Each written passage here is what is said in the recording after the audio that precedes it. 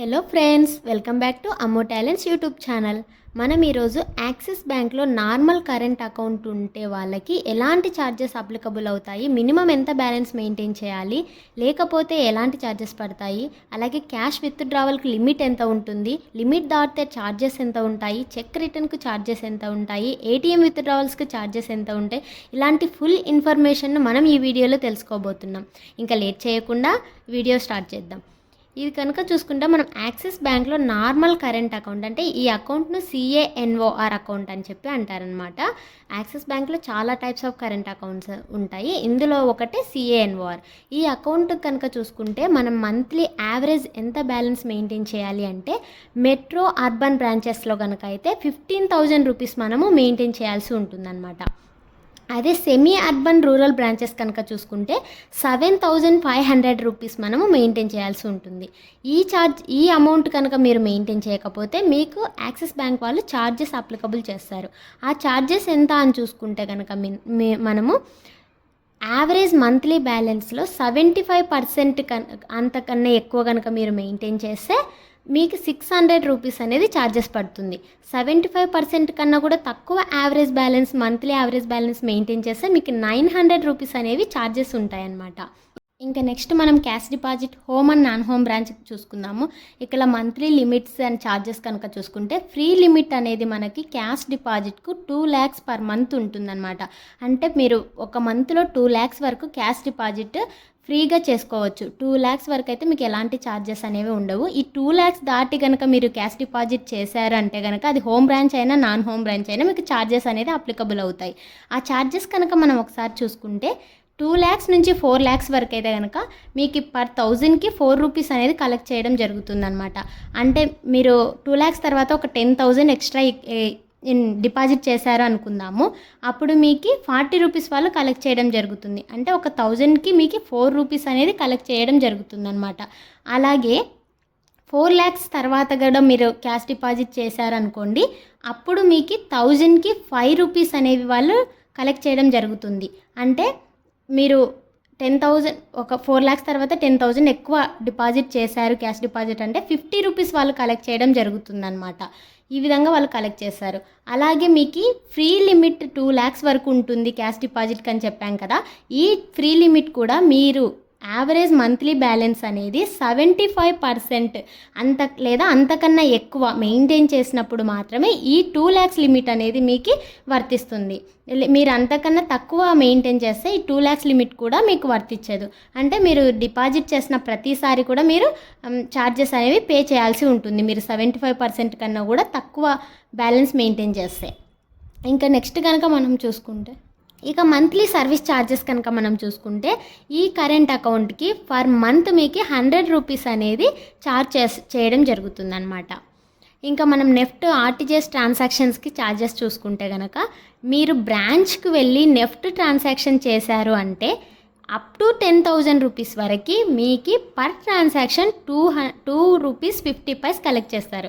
అంటే మీరు బ్యాంకుకి వెళ్ళి నెఫ్ట్ చేశారనుకోండి, 10,000 లోపు అయితే కనుక ఒక ట్రాన్సాక్షన్కి ₹2.50 అనేది కలెక్ట్ చేయడం జరుగుతుంది.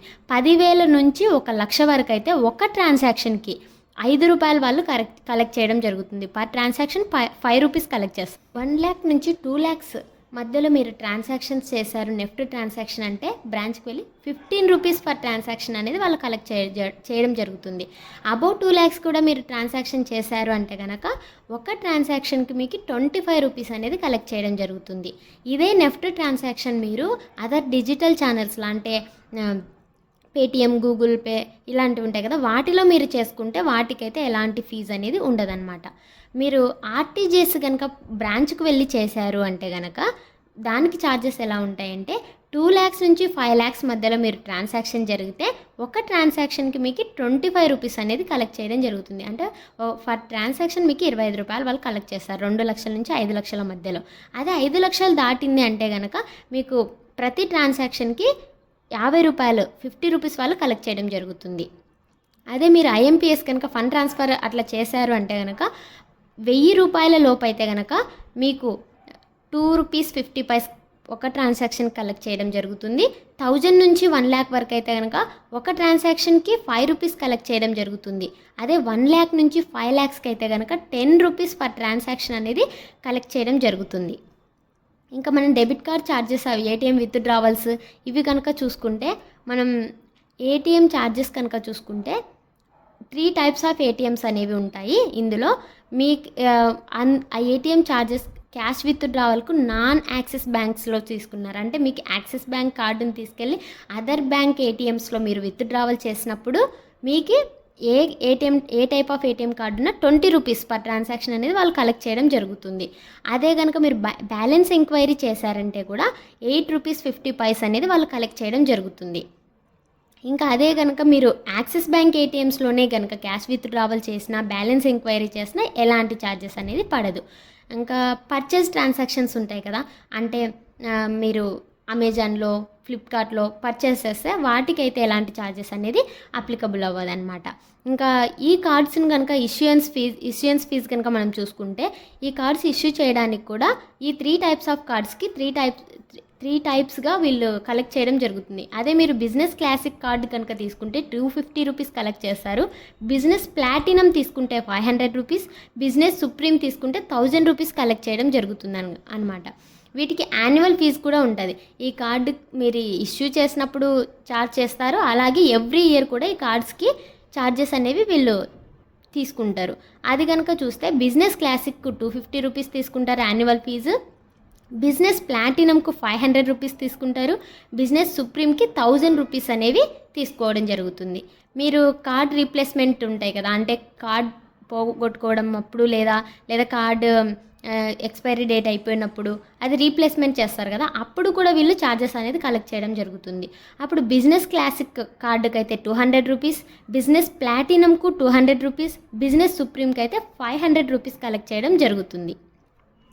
ఇంకా మనం చెక్ రిటర్న్స్ అయినప్పుడు కనుక ఛార్జెస్ కనుక చూసుకుంటే, మనం చెక్ రిటర్న్స్ మనం ఇష్యూ చేస్తాం కస్టమర్కి, అప్పుడు చెక్ రిటర్న్ అయితే కనుక 500 రూపీస్ పర్ ఇన్స్ట్రుమెంట్ అనేది వీళ్ళు కలెక్ట్ చేయడం జరుగుతుంది. అదే మీకు ఎవరైనా చెక్ ఇచ్చి మీరు డిపాజిట్ చేసినప్పుడు ఆ చెక్ రిటర్న్ అయితే కనుక ఒక మంత్లో మీకు ఫస్ట్ రిటర్న్ అయితే 50 రూపీస్ కలెక్ట్ చేయడం జరుగుతుంది. అదే మంత్లో సెకండ్ రిటర్న్ నుంచి ఇంకా సెకండ్ రిటర్న్, థర్డ్ రిటర్న్, ఇట్లా ఎన్ని రిటర్న్స్ అయినా పర్ రిటర్న్కి మీకు 100 rupees per month 100 rupees per transaction అయితే కలెక్ట్ చేయడం జరుగుతుందన్నమాట. తర్వాత cheque returns deposited by customer for outstation collection, అంటే మీరు అదర్ బ్యాంక్ చెక్ని తీసుకొచ్చి యాక్సిస్ బ్యాంక్లో డిపాజిట్ చేస్తారు, అది రిటర్న్ అవుతుంది అనుకోండి, అప్పుడు మీకు మినిమం 50 రూపీస్ అనేది ఛార్జ్ చేయడం జరుగుతుంది. దానితో పాటుగా మీకు అదర్ బ్యాంక్ ఛార్జెస్ ఏవైనా ఉంటే కూడా అవి కూడా కలెక్ట్ చేయడం అనేది జరుగుతుందన్నమాట. ఇంకా ఈసీఎస్ రిటర్న్స్ అంటే ఫర్ ఎగ్జాంపుల్గా మీ వద్ద ఎంప్లాయీస్ ఉంటారు, వారికి మీరు ఒక చెక్ మీద లిస్ట్ ఆఫ్ కస్టమర్స్కి మీరు అమౌంట్ ఇవ్వడం జరుగుతుంది. ఒక్క చెక్కే ఇస్తారు, బట్ నంబర్ ఆఫ్ కస్టమర్స్కి ఇస్తారనమాట. దాన్ని ఈసీఎస్ అంటారు, ఎలక్ట్రానిక్ క్లియరింగ్ సిస్టమ్. వీటిలో కనుక మీ చెక్ రిటర్న్ అయ్యింది అంటే కనుక 500 ఇన్స్టాంట్గా మీతో కలెక్ట్ చేయడం జరుగుతుంది. తర్వాత ఇంకా స్టాండింగ్ ఇన్స్ట్రక్షన్స్ ఇస్తారు కదా, అంటే మీకు కార్స్ లోన్స్ ఉంటాయి కదా, ఏదైనా loans, house loan, car loan, ఇట్లా లోన్స్కి ఆటో డెబిట్ పెట్టేస్తుంటాం మనము. అలాంటి వాటికి ఇలా రిజెక్ట్ అయ్యింది అంటే కనుక అప్పుడు 250 రూపీస్ అనేది వీళ్ళు కలెక్ట్ చేయడం జరుగుతుంది పర్ రిజెక్ట్. ప్రతిసారి రిజెక్ట్ అయిన ప్రతిసారి 250 రూపీస్ కలెక్ట్ చేస్తారు. అయితే దీంట్లోనే రికరింగ్ డిపాజిట్స్ కానీ, మ్యూచువల్ ఫండ్స్కి కానీ, సిప్కి కానీ ఇది రిజెక్ట్ అయిందంటే కనుక ఎలాంటి ఛార్జెస్ అనేవి కలెక్ట్ చేయరు. ఇక మనము క్యాష్ డిపాజిట్ చేస్తూ ఉంటాం క్యాష్ డిపాజిట్ చేస్తాం కదా, అవి బ్రాంచ్ అవర్స్ తర్వాత, అంటే బ్రాంచ్ వర్కింగ్ అవర్స్లో మాత్రమే మీరు డిపాజిట్ చేయాలి. అది కాకుండా వర్కింగ్ అవర్స్ అయిపోయిన తర్వాత లేదా బ్యాంక్స్కి హాలిడేస్ ఉన్న టైంలో కనుక మీరు వెళ్ళి డిపాజిట్ చేశారంటే దానికి కూడా ఛార్జెస్ అప్లికబుల్ అవుతాయి. అప్పుడు కనుక మీరు 15,000 దాటి మీరు ఆ ట్రాన్సాక్షన్ చేశారు పర్ మంత్ అంటే పర్ ట్రాన్సాక్షన్ 50 రూపీస్ కలెక్ట్ చేస్తారు.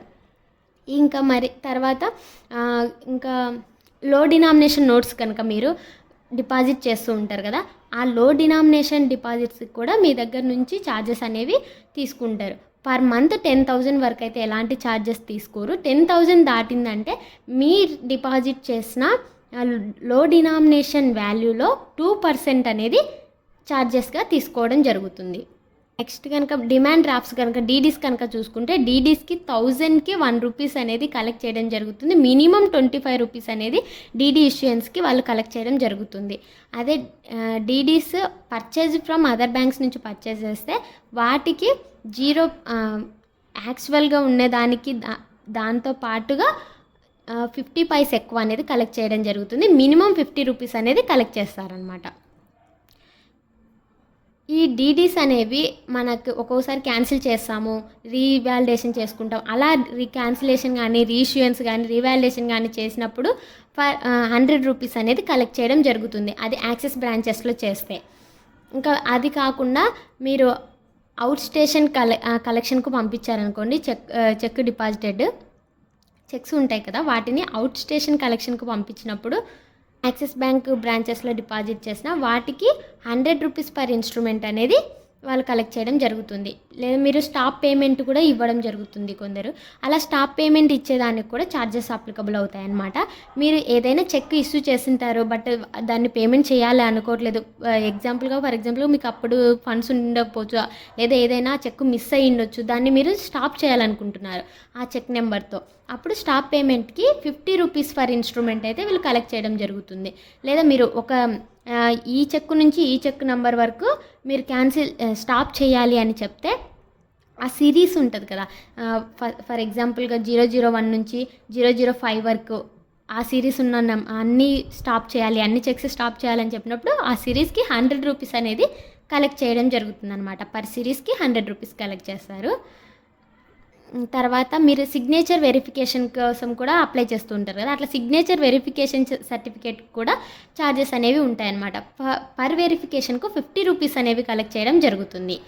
ఇంకా స్టేట్మెంట్ కలెక్ట్ చేసుకున్నా కూడా, డూప్లికేట్ స్టేట్మెంట్ బ్రాంచెస్కి వెళ్ళి తీసుకున్నారంటే కనుక మీకు ఛార్జెస్ అనేది అప్లికబుల్ అవుతాయి.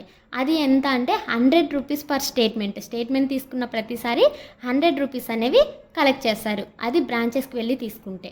ఇంకా అకౌంట్ క్లోజ్ చేయాలి అనుకుంటే వాటి ఛార్జెస్ కనుక మనం చూసుకుంటే, మీరు అకౌంట్ ఓపెన్ చేసిన 14 డేస్ లోపే మీరు క్లోజ్ చేస్తే ఎలాంటి ఛార్జెస్ ఉండవు. అదే 14 డేస్ తర్వాత కనుక మీరు అకౌంట్ క్లోజ్ చేయాలి అనుకుంటే మాత్రం మీకు 500 రూపీస్ అనేవి ఛార్జెస్ అప్లికబుల్ అవుతాయి అన్నమాట. ఇదండి ఇవాళ ఇన్ఫర్మేషన్. ఈ వీడియో మీకు నచ్చిందని అనుకుంటున్నాను. ఈ వీడియో కనుక మీకు నచ్చినట్లయితే లైక్ చేయండి, షేర్ చేయండి, సబ్స్క్రైబ్ చేసుకోవడం మాత్రం మర్చిపోకండి. థ్యాంక్ యూ ఫర్ వాచింగ్ అమ్మో టాలెంట్స్ యూట్యూబ్ ఛానల్.